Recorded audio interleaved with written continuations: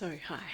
Um, Working on a theory at the moment about social spaces and people and connection and community. And when I feel like the most existential dread and emptiness and despair is when I haven't had community connection. And I noticed today when I went to the supermarket that I didn't look people in the eye, just didn't need to, didn't want to, wasn't feeling up for it, so I didn't. And after 15 or 20 minutes of that, I started feeling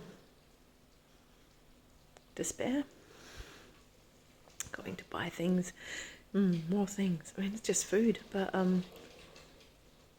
food. And then as I was leaving, an elderly gentleman, 80, 70, 80 something, I don't know, walked past and smiled, and I smiled at him as well.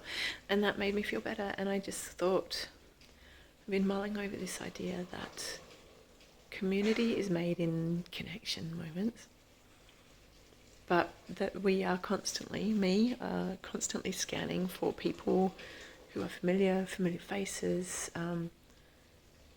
and that gives us a sense of belonging.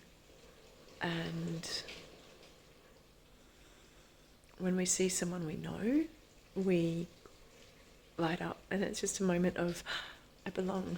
And if we see unfriendly faces or faces that are unfamiliar, and people that just disregard you because you're just another person or whatever, just another old, middle-aged, whatever person, there's that feeling of loneliness and existential despair, something like that.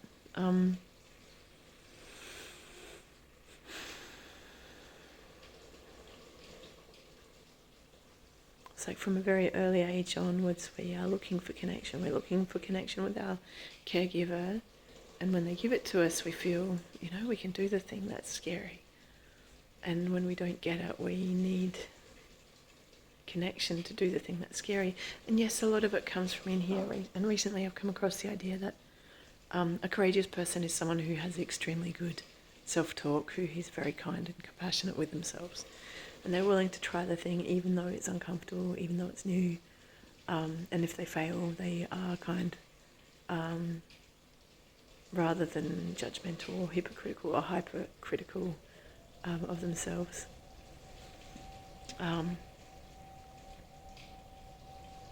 So, and these things are intermingled when you have community and belonging and coming together. And connection and seeing people that you know and like, and how that sparks something in you as well. Musings.